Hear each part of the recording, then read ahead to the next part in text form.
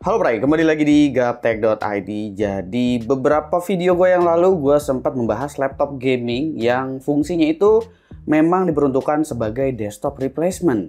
Dan banyak yang komen katanya mending MSI Titan GT77 katanya. Nah kebetulan akhirnya MSI minjemin gue nih laptop yang bongsor banget ini. Ukurannya juga gede dan udah pasti ini adalah diperuntukannya sebagai desktop replacement, yaitu adalah MSI Titan GT77 dengan seri 12UHS056ID. Jadi tanpa perlu basa-basi lagi, mari kita bahas laptop yang bongsor ini.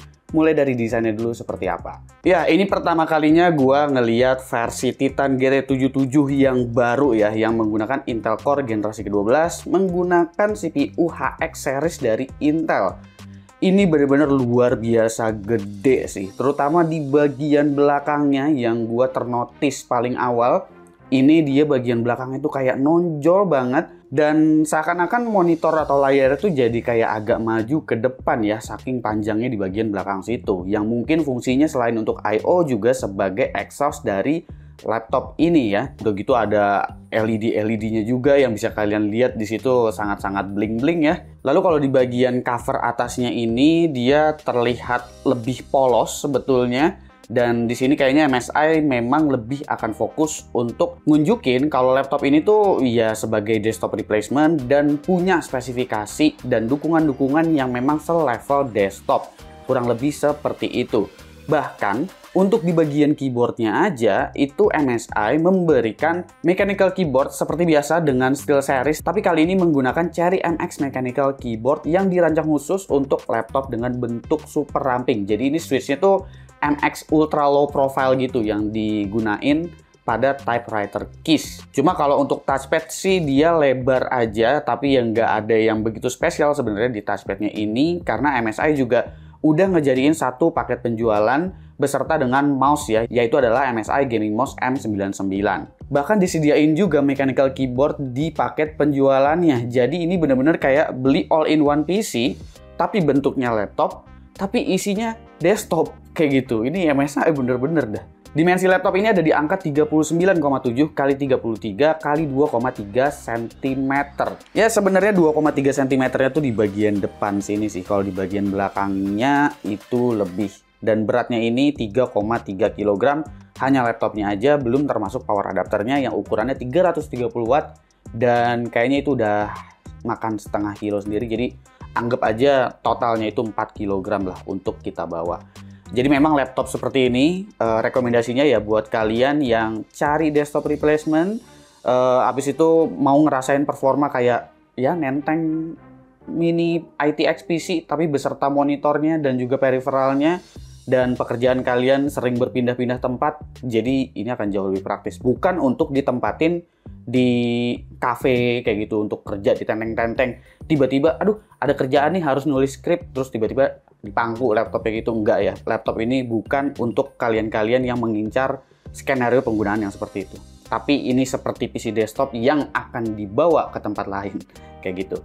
Ya, untuk I/O juga di sini sangat-sangat lengkap menurut gua. USB total ada 5 bahkan termasuk Thunderbolt 4. Ada SD card juga masih disediain. HDMI-nya udah 2.1, bahkan LAN-nya 2,5 Gbps ini. Udah kayak di motherboard mahal ya. Sebenarnya sih gue berharap di level harga ini MSI tuh bisa ngasih webcam dengan resolusi Full HD. Kalau bisa 60 fps, karena di sini untuk webcamnya dia masih webcam standar ya, SD webcam yang biasa gitu.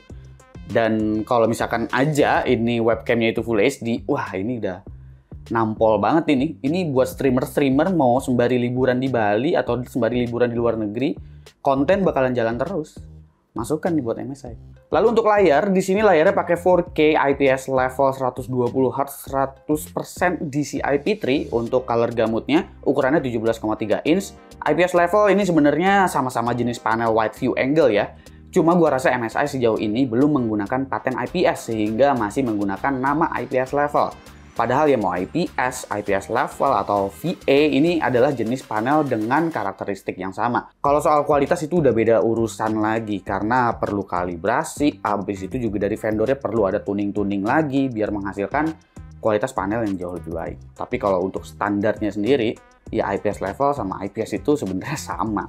Spesifikasi menggunakan Intel Core i9 12900HX dengan GPU RTX 3080 laptop, 16GB GDDR6, RAM-nya 64GB DDR5 4800 MHz dual channel, ada NVMe PCIe Gen 4 SSD 2TB, Wi-Fi 6E dengan Bluetooth 5.2, SD webcam yang tadi gue sebut, Windows 11, tapi sayangnya MSI belum ada bundling dengan Office hingga saat ini. Nah, untuk opsi upgrade, gue nggak ngasih unjuk versi bongkarnya karena ini pinjeman dan harganya tinggi banget. Sebenarnya sih MSI ngizinin aja untuk dibongkar, cuma kalau misalkan laptopnya kenapa-kenapa dan gue harus ganti, itu kemungkinan cicilan rumah gue selama 4 bulan kayaknya bakalan lenyap gitu ya. Jadi gue akan sebutin aja karena ya gue rasa ini udah cukup lah informasinya. Yang menarik dari laptop ini memang ada di opsi upgrade sih menurut gue, karena untuk memori aja dia punya 4 slot SODIMM DDR5, jadi total kapasitas yang bisa dipakai di laptop ini untuk memori RAM-nya itu bisa mencapai 128GB. Lalu untuk slot M.2 NVMe-nya ini bener-bener udah kayak motherboard PC desktop, ada 4. Ya, satunya itu NVMe PCIe Gen 5 pula. Ini ya setara kayak kita make Z690 bahkan Z790 kali ya, kalau misalkan sampai ada 4 slot M.2-nya. Tapi untuk NVMe bawaannya dia belum PCIe Gen 5 ya, tapi udah ada dukungannya kalau misalkan nanti NVMe Gen 5 itu udah keluar SSD-nya di pasaran. Kalian bisa upgrade ke situ kalau memang butuhnya yang kencang. Jadi gue belum bisa unjukin dalamnya. Tapi nanti kalau gue bisa nyari-nyari gambarnya di Google, gue unjukin. Lalu utilities di sini ada MSI Center. Di sini tersedia profile Extreme Performance, ada Balance dan juga Silent. Seperti biasa perbedaannya ada di tuning power limit dan fan speed. Profile Extreme Performance akan diberikan power limit 200 watt untuk CPU-nya dengan power limit satunya di 125 watt. Angka 200 watt ini sangat tinggi. Ini harusnya dengan cooling dari MSI yang se-BV ini, kalau mau nekat PL1-nya di 150 watt juga kayaknya akan lebih oke. Soalnya perbedaan dengan profile balance nggak gitu jauh. Ini gue bilang nggak segitunya kelihatan jauh, bukan berarti nggak kenceng loh ya. Ini rating 100 watt, 125 watt untuk laptop. Apalagi ini CPU-nya dikasih 24 thread, ya udah kenceng banget gitu. Tapi jadinya profile balance dan juga extreme performance-nya nggak kelihatan begitu jauh aja powernya. Jadi gue sih sebenarnya menyarankan MSI untuk extreme performance-nya dibikin jadi 150 watt power limit satunya, karena untuk power limit 2 itu kan dia cuma sekitar 50 detik, jadi harusnya masih aman ya. Ditambah lagi nih coolingnya juga udah keren banget, jadi harusnya oke. Jadi bukan yang nggak kenceng ya, karena bahkan MSI sendiri di websitenya itu mereka mengklaimnya 70 watt atau 75 watt bahkan, dan pada kenyataannya ini mereka kasihnya ya 200 watt PL2 gitu, atau PL1 di 125 watt gitu ya. Sementara profile silentnya tuh jauh banget, profile silentnya tuh ada di angka 30 watt, dan ini ideal tentunya kalau misalkan kalian ingin menggunakan baterai dengan pekerjaan-pekerjaan yang ringan, bukan yang berat-berat ya. Ditambah lagi juga biar nggak boros daya, di sini MSI juga ngasih untuk GPU switch, jadi discrete GPU-nya bisa dimatiin atau dibikin hybrid. Jadi integrated GPU di sini masih hidup ya, masih nyala gitu untuk penghematan daya. Ya meskipun pada kenyataannya kalau misalkan kita menggunakan baterai di laptop yang speknya seperti ini, tentu performanya nggak akan keluar semua, dan kalau kalian nggak menggunakan discrete GPU, pakai iGPU doang, memang baterainya bakalan jadi panjang karena 99 watt hour di laptop ini, gede banget baterainya, tapi ya performanya nggak keluar. Kalau performanya mau keluar ya otomatis colok, kalau nggak dicolok nggak akan bisa. Ya bayangin aja tuh CPU-nya udah makan 125 sampai dengan 200 watt. Sementara GPU-nya ini dikasih rating 175 watt untuk 3080 Ti-nya. Ini kurang lebih setengah dari 3080 Ti versi PC desktop ya. Dan itu udah termasuk gede, dimana rata-rata laptop itu 95 sampai 135. Jadi kalau ditotalinya itu ya bakalan gede banget dayanya gitu. Dan gue bisa malumin sih kenapa power limit satunya di 125 watt sama MSI. Ini gue rasa MSI kayaknya bakalan ngasih solusi yang memang jauh lebih safe dan aman aja. Tapi menurut gue mau digenjot lagi ke 150 watt juga CPU-nya itu masih nggak masalah di laptop ini. Ini laptop yang fine. Untuk ngeceknya ya kita masuk aja langsung ke benchmark ya untuk performanya, karena performanya memang luar biasa juga menurut gua. Oke, gua langsung aja ke Cinebench R23 ya, nggak usah R15, R20 dulu. Di sini skornya ada di angka 23.000 lebih sedikit dengan single core di 1893. Ya, angka ini tuh udah lumayan deket ke Intel Core i9 12900K versi desktop, dimana 12900K versi desktop tuh ada di angka 27.000 gitu.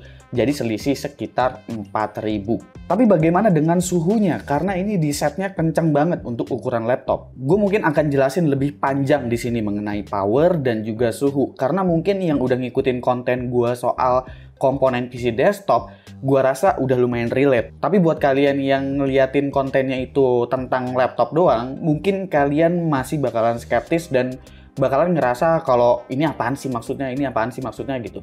Nah, intinya kalian lihat di sini kalau suhu maksimumnya itu CPU package powernya ada di angka 96 derajat Celcius.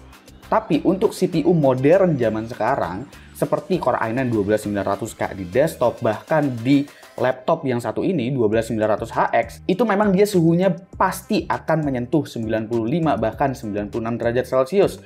Bisa kalian lihat di versi desktop ini udah menggunakan water cooling berukuran 360 mili, itu masih bisa nyentuh angka 90 derajat lebih, ya kan? Jadi apakah di PC desktop itu sama dengan versi laptop yang satu ini? Tentu berbeda, karena kualitas cooling itu sekarang ditentukan dengan performa yang diberikan dan ada hubungannya dengan CPU package power yang ada di bawah tuh. Kalau kalian lihat di laptop ini CPU package powernya maksimumnya itu ada di angka 168 watt. Sementara PL1-nya ada di angka 125 watt dengan PL2 di 200 watt. Yang berarti cooling dari MSI Titan GT77 ini mampu menangani CPU ini dengan performa sekitar 168 watt, alias dia bisa sustain di angka 168 watt tersebut. Jadi udah di atas PL1-nya. Sementara mungkin dia akan bergerak di 200 watt untuk beberapa detik.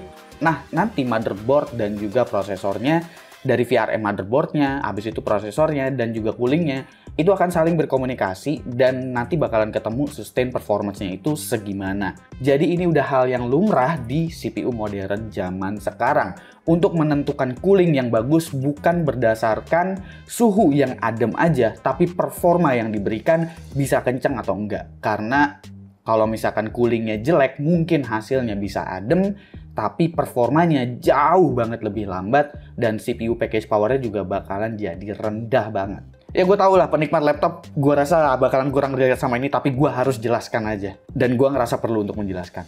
Yang sebenarnya gue juga udah lumayan sering sih ngejelasin ini, tapi ya kebanyakan pengguna laptop ngelihat suhu 95, 96, di atas 90 lah gitu ya. Itu udah biasanya bakalan udah lumayan parno. Kalau memang parno, jangan pakai mode-mode extreme performance, solusinya gitu aja. Dan sebenarnya menggunakan extreme performance itu suhunya nggak bakalan dia 90 terus juga, apalagi kalau misalkan kalian main game, ya itu suhunya sebenarnya normal-normal aja. Ini terjadi apabila udah mengalami continuous load seperti 3D rendering. Jadi kalau kalian lihat di sini, ini adalah log ketika bermain game Death Stranding, yaitu suhunya sekitar 70-an aja gitu, karena nggak semua core-nya load juga.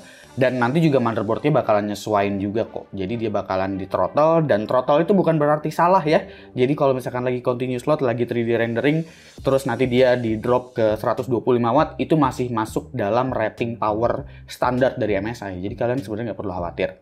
Lalu kalau gue cek di sini juga untuk ekspor di Adobe untuk 4K itu preset YouTube ya ini. Ekspornya itu memakan waktu sekitar 55 detik. Ini juga udah cepet banget tentunya. Untuk playback gue nggak ngecek ya, karena playback udah pasti bakalan lancar juga. Lalu performance sintetik seperti 3D Mark Times Pi, itu grafik skornya ada di angka 13.550. Ini juga angka yang kencang untuk ukuran GPU laptop tentunya. 3D Mark Port Royal bahkan menyentuh angka 8.613, karena memang ya di sini 3080 Ti itu sebenarnya spesifikasinya kurang lebih SM unitnya mirip-mirip dengan 3080 desktop, cuma ada beberapa konfigurasi yang diubah aja, kayak misalkan VRAM-nya bukan GDDR6X, habis itu tentu power limit yang jauh lebih kecil. Untuk game kompetitif seperti Valorant di sini udah bisa mendapatkan 412 FPS. Jadi kalau misalkan kalian mau colokin monitor 144 Hz atau 244 Hz, itu udah sangat-sangat aman ya, karena kan di sini refresh rate mentok di 120 karena memang resolusinya tinggi. Main game 4K apakah ini bisa 60 fps? Jawabannya bisa. Ini di Tomb Raider udah dapat rata-rata di 60 fps. Bahkan ini setting mentok kanan semua ya, menggunakan DLSS sih bantuan, tapi ini udah ray tracing ultra juga gitu. Mungkin kalian bisa turunin beberapa tekstur apabila kalian mau sustain minimum fps-nya di 60 juga gitu. Bahkan kayak Death Stranding itu kalau kalian pakai DLSS quality, itu kalian bisa dapetin sekitar 101 fps rata-ratanya untuk setting mentok kanan, dan ini di 4K lagi-lagi ya. Far Cry 6 juga itu mendapatkan rata-rata 60 fps, jadi ini bener-bener desktop performance banget ya untuk ukuran laptop, karena jarang sekali laptop yang bisa ngehantem banyak game AAA dengan rata-rata 60 fps. Mungkin kalau di PC desktop udah banyak gitu ya. Terutama untuk game-game yang memang punya ray tracing. Lalu untuk SSD, ini dia bawaannya tuh udah bagus banget menurut gua, dari Samsung ya, 2 TB. Tapi gue berharap banget sebenarnya semisal MSI bisa kasih rate 0 gitu, karena laptop ini kan harganya lumayan fantastis gitu ya. Tapi ini adalah SSD yang udah sangat-sangat bagus. Ini seharusnya bisa mencapai 7 GB per second sih, tapi mungkin karena ini sampel atau gimana, jadi dia ada di angka 6,6 GB per second. Coba kalau kalian lihat ke bawahnya sampai ke random 4K-nya, itu semua punya angka yang baik. Terutama di random 4K Q32 T1 itu kalian bisa lihat hampir 1 GB per second ya, kencang banget. Bagian harga dan juga kesimpulan. Untuk harga MSI Titan GT77 yang ada di gua ini, harganya adalah Rp76.999.000. Ini include juga dengan MSI Dual Drive 128GB, ada MSI Lucky Figure, dapat MSI Gaming Mouse M99, dan ada Intel Mechanical Keyboard kayak yang ada di sebelah gua ini. Bentuknya kayak gimana? Rahasia ya. Jadi nanti kalian lihat aja sendiri kalau beli. Ya, apakah laptop ini bisa disebut sebagai true desktop replacement? Gua bisa bilang iya. MSI seolah mengakomodir fitur penting yang emang ada di PC desktop. 4 slot memori, 4 slot NVMe, total USB port banyak, keyboard mechanical, bahkan CPU power mencapai level 200 watt. Ini seperti kita bener-bener bisa bawa mini PC ITX gitu, apabila pekerjaan kita berat dan memerlukan lokasi berbeda. Di level harga ini, yang gua harapkan dari MSI sebenarnya bisa memberikan config NVMe dengan rate 0. Power limit satu CPU yang harusnya bisa lebih tinggi karena PL2 200 watt itu hanya bekerja dalam waktu 50 detikan. Ini agar lebih sustain lagi dong, ya nggak sih? Karena sanggup kok laptopnya sebenarnya, keren. Kalau soal portabilitas, tentu untuk ukuran 17 inch, gua udah nggak mau komplain karena konsep dari desktop replacement yang bener-bener ya justru kayak begini. Itu aja sih pendapat gue, tapi menurut pendapat kalian gimana? Silahkan komen di bawah dan kasih pendapat kalian masing-masing. Untuk informasi terkait laptop ini juga udah gue taruh di kolom deskripsi. Kali aja ada sultan-sultan yang nyari itu laptopnya ya. Jadi untuk link pembelian online ataupun offline itu gue udah taruh di kolom deskripsi. Gue Suki dan seperti biasa sampai jumpa di lain kesempatan.